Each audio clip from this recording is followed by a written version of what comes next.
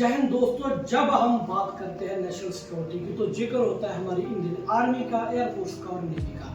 लेकिन जो आज का मॉडर्न डे वॉरफेयर है वो सिर्फ मिसाइल्स, गन, बंदूकों तक सीमित नहीं रहा, बल्कि आज का जो दौर है वो है मॉडर्न वॉरफेयर, इंफॉर्मेशन वॉरफेयर और इकोनॉमिक वॉरफेयर का। ऐसी स्थिति में कुछ हमारे ऐसे लोग हैं या फिर मैं उनको कहूँ कि फोर्सेज है जो हमारे देश के लिए साइलेंटली काम करती है, जिनकी वजह से खास तौर पर हमारी क्या किसी भी देश की जो इकोनॉमी है वो डिपेंड करती है। वो है दोस्तों मर्चेंट नेवी। मर्चेंट नेवी जब भी हम नाम लेते हैं तो जैसे हम डिफेंस के नाम लेते हैं तो हमें लगता है कि हमारी डिफेंस फोर्सेस हमारी सीमा की जो रक्षा करती है, हमारी बाउंड्रीज की। लेकिन जो मर्चेंट नेवी है उसको बैकबोन ऑफ द पूरी हमारे वर्ल्ड की इकोनॉमी का बैकबोन बोला जाता है। मैं आपको याद कराना चाहूँगा कि जब कोरोना का दौर था, जब जिस टाइम के ऊपर कोरोना के ऊपर पूरी दुनिया कोरोना में थम गई थी, रुक गई थी, इवन कि घरों से बाहर भी लोग नहीं निकल रहे थे। उस टाइम के ऊपर सिर्फ एक मात्र ऐसी फील्ड, एक मात्र ऐसी ट्रांसपोर्टेशन का जरिया था जो कभी रुका नहीं था। ना उसको कोरोना रोक पाया, ना उसको कोई जंग रोक पाई, और वो है मर्चेंट नेवी। बिल्कुल, हम कोरोना की अगर बात करें तो क्रेडिट देते हैं डॉक्टर्स को, पुलिस को, जिन्होंने हमारे देश की सुरक्षा की। मैं बात करूँ, मैं इंडिया की बात करूँ, सुरक्षा के लिए काम किया उन लोगों ने, हमारे देश के लोगों की जान बचाई। लेकिन उसके बैकडोर पे अगर आपके पास मेडिसिन पहुंची तो कहाँ से पहुंची? वहां मर्चेंट नेवी का। ये कहना गलत नहीं होगा if I am not wrong कि अ नेवी या फिर a soldier without guns but with accessories और tools. Yes, definitely we can consider this things also, but main factful thing क्या है कि अगर किसी भी कंट्री को कोई चीज़ें उनकी सपोर्ट करती हैं, जैसे हमें आज जंग लड़नी है, हमारे पड़ोसियों के साथ जंग जैसे माहौल हो गए थे, उस टाइम के ऊपर हमारी इकोनॉमी इतनी स्ट्रांग है, हमें बिलीव है कि हमारी इकोनॉमी इतनी स्ट्रांग है, हम इतने टाइम तक सर्वाइव कर सकते हैं, इतने टाइम तक जंग लड़ सकते हैं। वो इकोनॉमी बूस्ट कैसे होती है, इकोनॉमी कैसे आगे बढ़ती है, जब हम बाहर से जो चीज़ें खरीदते हैं और अपनी चीज़ें बाहर सेल करते हैं, उधर से पैसा आता है, वो हमारा जो रिजर्व रहते हैं, फॉरेन रिजर्व जिसे बोला जाता है, तो वो सारी चीज़ें इम्पैक्ट है वो हमारी इकोनॉमी के ऊपर। और हर एक चीज़ मान के चलिए कि कोई भी भूखे पेट ना तो लड़ सकता है ना ही कुछ और कर सकता है। हमें हमारा पेट भरा रहेगा तो सब चीज़ें हम इंक्लूड कर सकते हैं, हम टेक्नोलॉजी को डेवलप कर सकते हैं, क्योंकि हमारे पास में सब कुछ है। हमारा पेट ही खाली रहेगा तो हमारी इकोनॉमी के हम खुद अपने बारे में नहीं सोच पाएंगे। आप देख सकते हैं जैसे अफ्रीकन कंट्रीज हैं, वो क्यों नहीं डेवलप हो रही? ब्रेन उनके पास में भी है, सोर्सेज उनके पास में भी है, लेकिन उनके देश की इकोनॉमी इतनी स्ट्रांग नहीं है, इतनी वीक है कि वो अपने खुद के उनके खाने के लाले पड़े। As a merchant navy officer हम अक्सर बात करते हैं सोल्जर्स की लाइफस्टाइल की, बट मर्चेंट नेवी ऑफिसर का लाइफस्टाइल कैसा रहता है? देखिए सर, मर्चेंट नेवी का लाइफस्टाइल है जो ना, मैं एक बात बताना चाहूँगा कि जैसे डिफेंस फोर्सेस में जाने से पहले हमारा जो माइंड प्रोसेस रहता है कि हमें अपने देश के लिए कुछ करना है। कल को अगर अपनी जान की बाजी भी अपने देश के लिए लगानी पड़े तो हम लगाएंगे। लेकिन जब मर्चेंट नेवी में जाते हैं तब आपको बहुत चीज़ें सेक्रीफाइस करनी पड़ती हैं।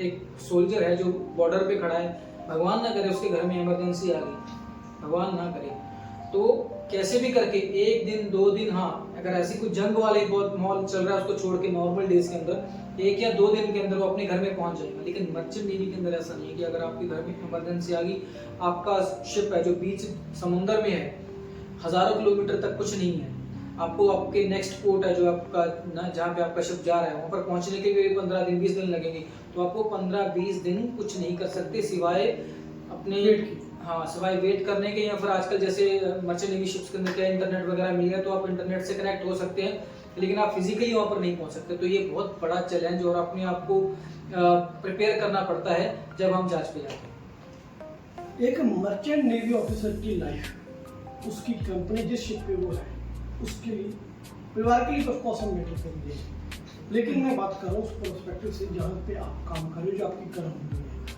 उसके लिए कितनी इंपॉर्टेंट है एक अच्छी कंपनी, एक अच्छे ऑफिसर को, या फिर जो ग्राउंड लेवल पे जो स्टार्टिंग अभी शुरू करना चाहते हैं, क्रू की बात कर रहा हूँ मैं, उनसे लेकर टॉप लेवल पे जो आपके कैप्टन वगैरह है, किस तरीके की फैसिलिटीज प्रोवाइड करती है, क्या क्या चीज़ उनके साथ इंट्रोडक्शन में रखती है? सबसे पहले सर मैं बताना चाहूँगा कि अगर मर्चेंट नेवी के अंदर इम्पोर्टेंस की बात करें तो एक मर्चेंट नेवी एक ऐसी फील्ड है, बेशक इसके अंदर बिल्कुल लोअर रैंक से लेके कैप्टन रैंक तक सभी रैंक के ऑफिसर्स रहते हैं, सबकी अपनी इम्पोर्टेंस है, लेकिन जब आप जहाज के अंदर होते हो ना तो आपकी जो वैल्यू है जहाज के अंदर और एक कप्तान की वैल्यू है, उनके दोनों के काम करना और दोनों की अवेयरनेस है वो सेम मायने रखती है।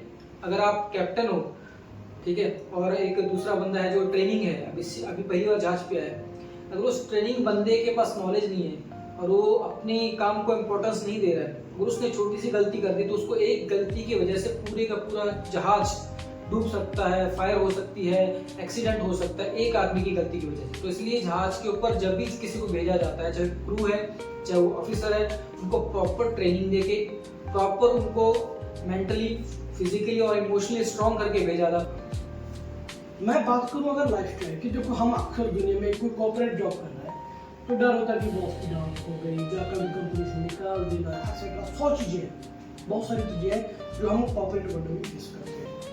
बट मर्चेंट नेवी में जो आपका शिप है या फिर शिप की ओनर कंपनी है, उसके लिए एक मर्चेंट नेवी ऑफिसर या फिर आपका जो क्रू है जो सबसे लोएस्ट रैंक का ऑफिसर है, मैं तो उसे और भी ऑफिसर ही बोलूँगा, उसकी क्या इंपोर्टेंस अपनी कंपनी के लिए और कंपनी क्या फैसिलिटी प्रोवाइड करती है, और रिस्पॉन्सिबिलिटी वाइज एक क्वेश्चन और ऐड कर रहा हूँ, एक रिस्पॉन्सिबिलिटी वाइज उस मेंबर को कितना जिम्मेदार होना है। देखिए सर, पहले रिस्पॉन्सिबिलिटी की बता देता हूँ आपको मैं। जहाज के ऊपर हर एक बंदा रिस्पॉन्सिबल है, हर एक बंदे के कंधे के ऊपर सेफ्टी, सिक्योरिटी, पर्सनल सेफ्टी हो, आपके दोस्तों की सिक्योरिटी हो, जहाज की सेफ्टी हो, कार्गो की सेफ्टी हो, सबकी रिस्पॉन्सिबिलिटी हर एक क्रू मेंबर के ऊपर होती है, जिससे कि आदमी अपने आप को ज़्यादा टेक्निकल वर्ड के अंदर बोले तो अपने आप को ज़्यादा रिस्पॉन्सिबल समझता है जहाज के ऊपर जाने के बाद। और फैसिलिटी की बात करें तो जो अच्छी कंपनीज हैं वर्ल्ड के अंदर, वो अपने क्रू को बहुत ही बढ़िया फैसिलिटी, क्रू देखिए आप जहाज के ऊपर जो जितने काम करते सारे क्रू में आते हैं, बिल्कुल कैटेगरीज बाद में बांटी जाती हैं, ऑफिसर, इंजीनियर्स या रैंक वाइज होते हैं, लेकिन सारा शिप क्रू ही कहलाता है। तो अपने शिप क्रू के लिए कंपनी है जो बराबर सबके लिए जो खाना एक ट्रेनिंग ओएस को मिलेगा या फिर एक ट्रेनिंग वाइपर जो कि इंजन रूम में काम करता है, ओएस होता है वो डेक के ऊपर काम करता है, तो जो ट्रेनिंग को फैसिलिटी या खाना मिलेगा वही कैप्टन को मिलेगा। कैसा खाना होता है? खाने के भाई हॉस्टल में ऐसा वाला खाना तो नहीं कि दाल में पानी डाल के दिया? नहीं, ऐसा कुछ नहीं है। जब आप देखिए, हर आप जैसे एक ऑर्गेनाइजेशन होती है ना, जैसे मर्चेंट नेवी, इसके ऊपर ना ऑर्गेनाइजेशंस हैं, बहुत सारे बॉडीज हैं जो इसको देखती हैं। जैसे हमारे क्या सरकार है, हमारे स्कूलों को देखती है कि अगर वहाँ पे मिड डे मील दे रहे हैं तो सही क्वालिटी का दे रहे हैं, उसको कल को किसी ने कंप्लेंट कर दी तो उनको वहाँ से पर प्रॉब्लम हो जाएगी। तो इसी तरह मर्चेंट नेवी की एक टर्म्स एंड कंडीशन सेट की हुई हैं, इंटरनेशनल नॉर्म्स है, जैसे ना ILO वगैरह इंटरनेशनल लेबर ऑर्गेनाइजेशंस हैं, तो ये एक नॉर्म सेट की हुई है कि एक आदमी को इतना सोना चाहिए, अगर एक सीफेयर है उसको मिनिमम इतना सोने को मिलना ही चाहिए। आपका जहाज चाहे कितने बिजी शेड्यूल में, नींद का ख्याल रखेंगे, नींद का ख्याल रखा जाता है। आपकी मील का जो खाना है वो एक क्वालिटी मील होना चाहिए, जिसके अंदर जो वेज खाता है उसके लिए वेज प्रोवाइड होना चाहिए, जिसके जो नॉन वेज खाता है तो उसके लिए नॉन वेज प्रोवाइड होना चाहिए, फ्रूट्स ऐड होने चाहिए, जूस ऐड होने चाहिए, ठीक है।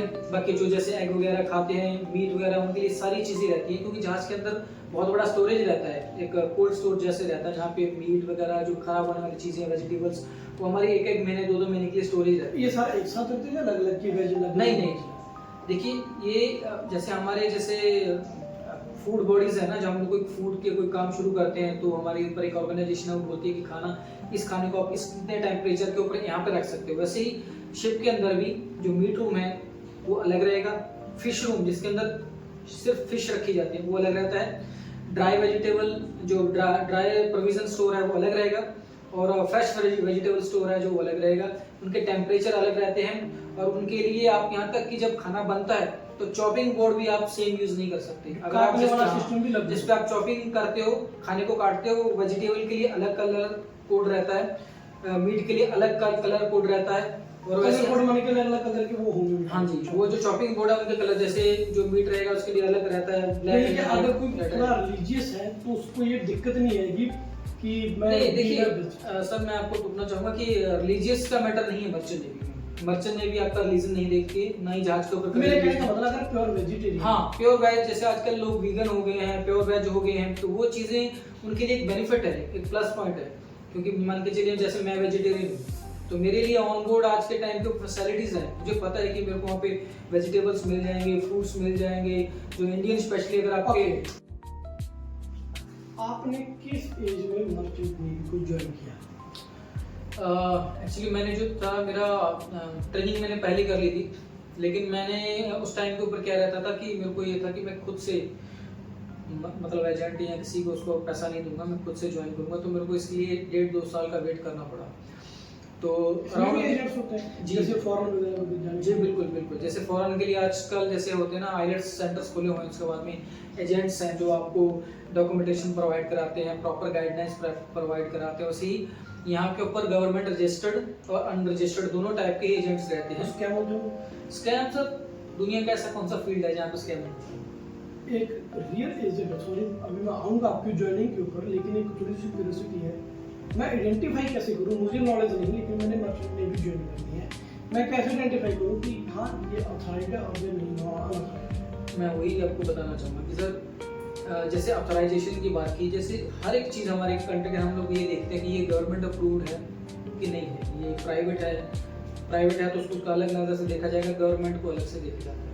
स्टडी वाइज क्या चाहिए? ये उसी चीज़ में बताता हूँ आपको कि जो जैसे जिस क्वेश्चन आपने पूछा उसका जवाब ये है कि एक DG shipping, director general of shipping एक बॉडी है, ये मतलब कंपनी निकाले जो एक बॉडी है जो सारी कंपनी जितनी मर्चेंट नेवी है उसको देखती है।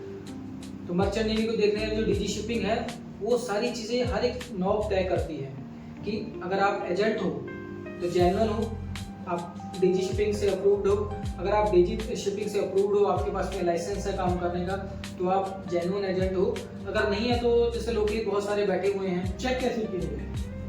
इसकी साइट है, डीजी शिपिंग की साइट है, उसके ऊपर जाके आप इसके जो डीजी अप्रूव्ड एजेंट्स की लिस्ट है आप डायरेक्ट गूगल करके भी पूछ सकते हैं कि डीजी अप्रूव्ड प्राइवेट एजेंट्स रहते हैं जो डीजी अप्रूव्ड है, उनकी आपको लिस्ट मिल जाएगी। मिनिमम क्वालिफिकेशन क्या रहती है और पे स्केल कैसा होता है? क्वालिफिकेशन मिनिमम 10th है और जी बिल्कुल 10th के बाद भी आदमी जा सकता है, जिसमें आपका 10th के अंदर आपके मैथ्स के अंदर मिनिमम आपके जो है 50% चाहिए, इंग्लिश में भी आपके 55% चाहिए, मतलब जो नॉर्मल हर एक पासिंग क्राइटेरिया आ जाता है। तो ये है। आज मैंने 10th पास की, जब प्लस 2 पास की, पीसीएम फिजिक्स केमिस्ट्री मैथ पास करा, एजेंट के पास गया, सबसे पहले डिमांड होती है पैसे की कि पैसा दो। उस चीज को मैं कैसे कवर अप करके मर्चेंट नेवी में, क्योंकि कंपनीज तो बहुत है कि अच्छी कंपनी होगी, कोई कंपनी बुरी होगी, बुरी नहीं होगी तो थोड़ा सा डाउनग्रेड होगी। जी कैसे हम आइडेंटिफाई करें कि मेरे लिए ये कंपनी अच्छी है? कैसे मैं आइडेंटिफाई करूंगा कि ये कंपनी जाने मेरी सही है? हाँ देखिए सर, कंपनी की जो है ना या मर्चेंट नेवी के अंदर एक दो कंपनी नहीं है, बिल्कुल बहुत सारी कंपनी है, छोटी छोटी कंपनी भी हैं, बड़ी बड़ी कंपनी भी हैं, स्टैंडर्ड कंपनी भी हैं, ITF जो इंटरनेशनल स्टैंडर्ड को मैच करती है वो वाली कंपनीज भी हैं, और हमारी नेशनल खुद की कंपनीज भी हैं, और हमारी एक सेमी गवर्नमेंट जिसको शिपिंग कॉर्पोरेशन ऑफ इंडिया यानी कि SCI बोला जाता है वो भी है। तो बहुत सारी कंपनीज हैं, जैसे किसी को जेन्युइनिटी का कुछ ऐसा लग रहा है तो बहुत सारी आप इनकी साइट खोलेंगे डीजी शिपिंग के ऊपर, वहाँ पे बहुत सारी अपनी जो जेन्युइन कंपनीज आपको उनकी लिस्ट मिल जाएगी कि वो जेन्युइन है, और उनका ना RPCL एक नंबर होता है जो कि डीजी शिपिंग या फिर इंटरनेशनल जो शिपिंग है उनके द्वारा उनको जो है ना प्रोवाइड किया जाता है। तो हर एक कंपनी का अपना वो नंबर रहता है। सारी कंपनी का पे स्केल सेम रहेगा? नहीं बिल्कुल नहीं, हर एक कंपनी है जो छोटी कंपनी है उनके पास जहाज भी कम होंगे, छोटे जहाज होंगे, वो उतना सैलरी अपनी क्रू को नहीं दे पाती, तो उनके जो है उनके जो शिप्स हैं उनके ऊपर जो नॉर्मल इंटरनेशनल स्टैंडर्ड है उनके हिसाब से नहीं दे पाते, तो उनकी कम सैलरी रहती है। देखिए बहुत सारी इंडियन कंपनीज हैं जो कि इंडियन रुपीस के अंदर पैसा देती है, वो 15-18 हज़ार से भी उनकी स्टार्टिंग है, 12-15 हज़ार उसके बाद ही 12-15 हज़ार तो स्टार्टिंग है। लेकिन वो कंपनी ऐसा नहीं कि आपको सारी उम्र उतना ही पैसे देंगी, ये 1-2 बार होता है, फर्स्ट टाइम आप जाओगे 12-15 मिल गया, सेकंड टाइम जाओगे 20,000 मिल जाएगा, थर्ड टाइम जाओगे 30-40,000 तक। First time, second time, third time, इसका मतलब क्या है? मतलब इसका ये कि जब आप फर्स्ट पहला जहाज पकड़ोगे मर्चेंट नेवी में तब आप एज ए ट्रेनिंग हो, दूसरे जहाज में भी आप ट्रेनिंग हो जाएगा, तकरीबन 3 जहाज आपको ट्रेनिंग में मारना पड़ता है। जैसे हम लोग बोल देंगे कि हाँ भाई अभी ये नया बंदा है, ये काम सीख रहा है, तो जब आप 3 जहाज हो गए, 3 जहाज में भी आपके पहली बार ट्रेनिंग में जाओगे स्टार्टिंग सैलरी मिलेगी, दूसरी बार थोड़ा ज़्यादा मिलेगी, तीसरी बार ज़्यादा, लेकिन जैसे ही आप ट्रेनिंग से नेक्स्ट कैटेगरी में ऐड हो गई जिसको ऑर्डिनरी बोल देते हैं।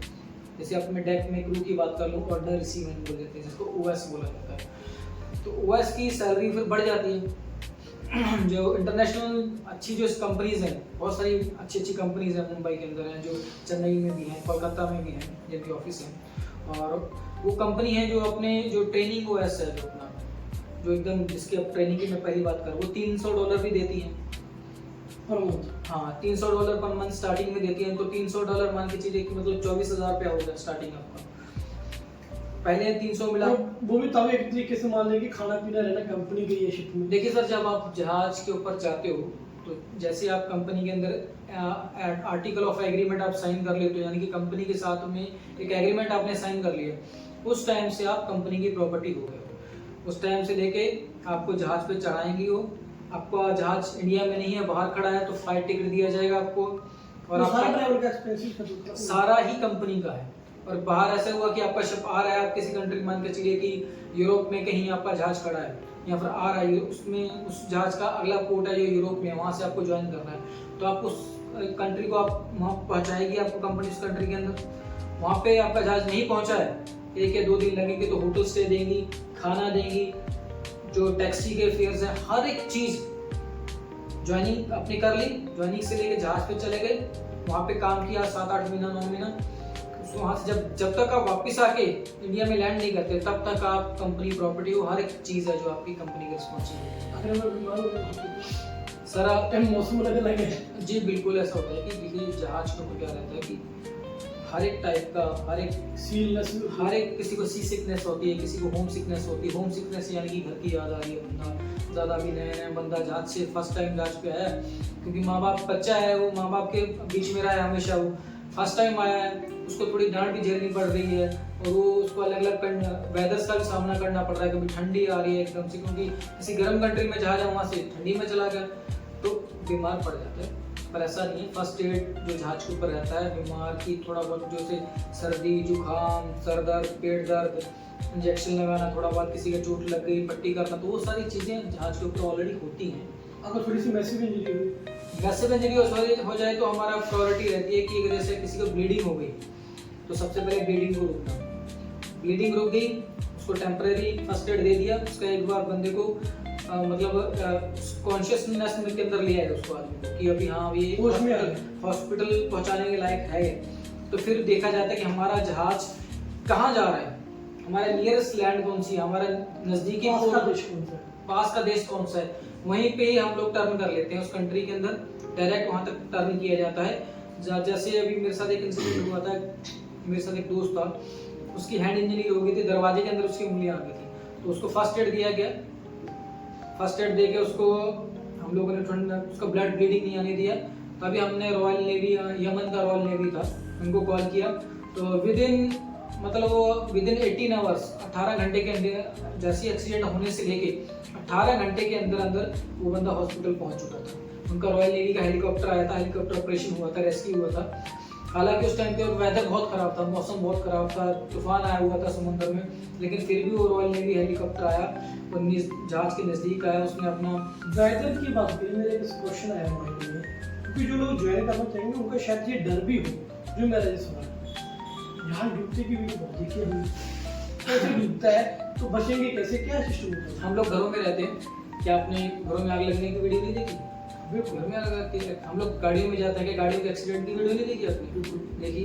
दुनिया में जो भी हर एक जिस चीज से फील्ड से जुड़ा हुआ है इंसान, चाहे डिफेंस से है, चाहे प्राइवेट सेक्टर से है, हर एक चीज का प्लस पॉइंट और माइनस पॉइंट होता है। एक्सीडेंट जहाँ पर इंसान है वहाँ पर गलतियाँ भी हैं, और जहाँ गलती है वहाँ पर एक्सीडेंट भी होते हैं, इंसिडेंट्स भी होते हैं।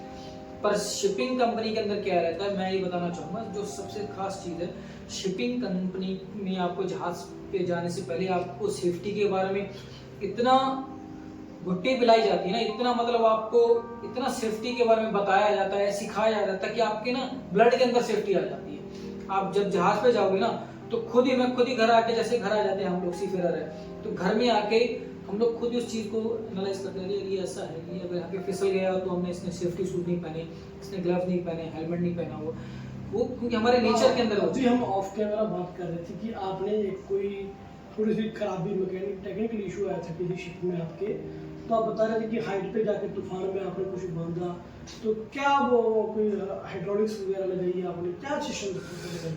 देखिए तूफान आया हुआ था, हमारा क्या था कि जहाज के ऊपर ना दो टाइप के रडार होते हैं, एक्स बैंड रडार होता है, एक एस बैंड रडार होता है, और उनके स्कैनर होते हैं। जैसे आपने देखा होगा कि आप डिफेंस की चीजें देखते हैं तो जैसे वो देखते हैं एयर डिफेंस सिस्टम है उसका ऐसे रडार घूम रहा है, वो पंखे से? हाँ पंखे से रहते हैं, वैसे जहाज के स्कैनर रहते हैं, ऐसे ट्यूब टाइप रहते हैं, वो ऐसे से घूमते रहते हैं। हाँ, जहाज के ऊपर देखे होते हैं तो स्कैनर रहते हैं एस बैंड और एक्स बैंड रडार के। तो उसका एक रडार का एंटीना के अंदर दिक्कत आ गई थी, तो हमको इमरजेंसी में जाके, क्योंकि दोनों रडार प्रॉब्लम कर रहे थे, एक रडार पहले से थोड़ा दिक्कत में था, दूसरा रडार का भी स्कैनर दिक्कत करने लग गया। तो मेरे साथ में इलेक्ट्रिकल ऑफिसर थे, तो हम लोग काफ़ी ज़्यादा जो स्ट्रॉन्ग विंड चल रही थी बहुत ही ज़्यादा, तो हम लोग अपना पूरा सेफ्टी लेके हमने अपना लाइफ वेस्ट लिया, अपना लाइफ वेस्ट बांधा होता है हमारा, प्लस साथ में हार्नेस होता है। लाइफ वेस्ट इसलिए होता है कि अगर आप फिसल आप पानी में से गिर जाओ, प्लस आपका हार्नेस रहता है, दोनों चीज़ें लेके हम लोग मेन मास्ट पे चढ़े। रस्सी से वो बांधते हो? हाँ वो पूरा आपका सेटअप रहता है, वो आप बांधते हो, उसके बाद में हुक रहती है, उसके अंदर दो हुक रहती है, एक फंसा दी फिर ऊपर चढ़ी फिर दूसरी फंसा दी। फिर ऐसे हम लोग ऊपर गए, वहाँ पे हम लोगों ने अपना जितना जो हमारा मोटर चेंज करने का जो सिस्टम था प्रोसीजर वो हमने कंप्लीट किया, और उसके बाद में हम लोग दोनों नीचे आ गए। लेकिन बहुत रिस्की था वो, बट इमरजेंसी के अंदर ऐसा भी कुछ सिचुएशन का हमें सामना करना पड़ सकता। तूफान में जहाज सर्वाइव कैसे करते हैं? मान लो कि गिर गया आपको सर, जो गिर गया और तूफान में सर्वाइव करना दोनों अलग चीज़ें हैं। गिर गया तो ऐसा रहता है कि जैसे आप नॉर्मल वेदर के अंदर आप गिर गए, तो आपका जहाज के अंदर जैसे कोई नियरेस्ट बंदा देखेगा आपको, हमारी ये जो जब हमको सिखाया जाता है ना ट्रेनिंग के अंदर, तो वही चीज़ें सिखाई जाती है। जैसे ही आप किसी आदमी को देखो गिरते हुए, आपने सीधा पता है कि जहाज के आगे गिरा, वो पीछे आएगा, तो भाग के जाके आपने नियर जहाज के जब दोनों साइड में ना लाइफ बॉय लगे रहते हैं, रिंग रहते हैं, सेफ्टी रिंग होते हैं, जैसे ट्यूब सी रहती है, वो रिंग रहती है वो, और उनके अंदर रस्सी भी रहती है, और उनके अंदर लाइट भी, फ्लैशिंग लाइट भी रहती है। तो जैसे आपने आदमी देखा, सबसे पहले आपने उसको थ्रो करना है ताकि वो आदमी को डूबे ना वो आदमी, और उसको पकड़ के तैरता रहे। जैसे उस आदमी ने पकड़ लिया तो आपने चिल्लाते रहना। आपके पास में हर मोस्टली सारे उनके पास में वॉकी टॉकी रहता है जहाज के में कम्युनिकेशन का। तो हमारा जो ब्रिज रहता है, कमांड स्टेशन रहता है, जो मेन कमांड रहता है, जहाँ से ब्रिज मतलब जहाँ से शिप चलता है, उसके साथ में वॉकी टॉकी पे हमारा कनेक्शन रहता है हमेशा। तो हम जैसे ही आदमी को लाइफ बॉय फेंकेंगे, लाइफ रिंग फेंकेंगे, और वॉकी टॉकी पे इन्फॉर्म करते रहेंगे, लेकिन हम वहाँ से हिलेंगे नहीं, हम उस आदमी को देखते रहेंगे। अपनी साइड है जो अपनी नज़र से उसको उछल नहीं होने देना, तो क्योंकि आपको पता है उसकी पोजीशन है। जो ब्रिज वाला है, अगर आप लाइफ रिंग नहीं फेंक पाए, तो जो जहाज के ब्रिज रहता है, मतलब जहाँ से जहाज चलता है, उसके ऐसे विंग लगे रहते हैं साइड में। विंग मतलब साइड में थोड़ी सी जगह रहती है, खड़ा होकर जाके आप देख सकते हैं शिप साइड में, वहाँ पे ऑलरेडी रिंग लगे रहते हैं जो स्मोक के साथ होते हैं, लाइट के साथ होते हैं, फ्लैशिंग वाले। उनमें सिर्फ एक ऐसे हुक लगी रहती है, उसको कुछ नहीं करना। जैसे वो आदमी दिखा गिरता हुआ, जो ऑफिसर रहेगा, जैसे उसने देख लिया तो भाग के जाके वो ऐसे पुल कर देगा पिन, और सीधा जो लाइफ रिंग है वो उसका पोजीशन ऐसी होती है कि वो सीधा जाके उसी जगह के ऊपर गिरता जहाँ पे जहाँ से आगे आदमी पीछे को आ रहा है। तो ये सारी सेफ्टी की चीज़ उसको कैसे पता चलता है? देखिए सर, मैंने देख लिया, मैंने उधर चिल्ला दिया कि मैन ओवरबोर्ड, मैन ओवरबोर्ड, ठीक है। तो जैसे ही आप कोई आदमी गिरता तो ही हमें चिल्लाना पड़ता कि मैन ओवरबोर्ड, आदमी बाहर गिर गया। तो हम लोग रिंग फेंकेंगे, जरूरी नहीं कि हमारा रिंग वो पकड़ पाएगा, ऊपर से फिर एक रिंग फेंका जाएगा, तो डबल रिंग हो गया, प्लस एक आदमी उसको देख रहा है।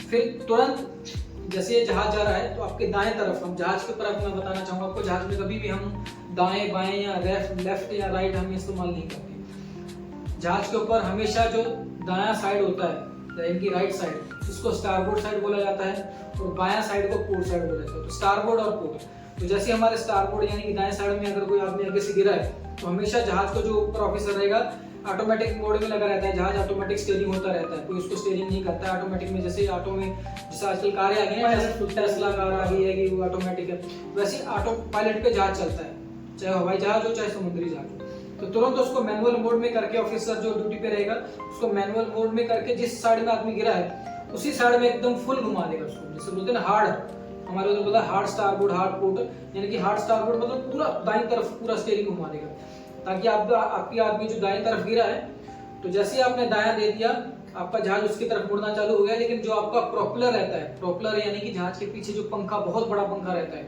आगे से पानी खींचता है, पीछे लेता है वो, उस पंखे की चपेट में वो बंदा नहीं आएगा, उस पंखे की चपेट से बच जाएगा, जहाज आपका दूसरी साइड चला जाएगा और जहाज उड़ना भी चालू हो जाएगा।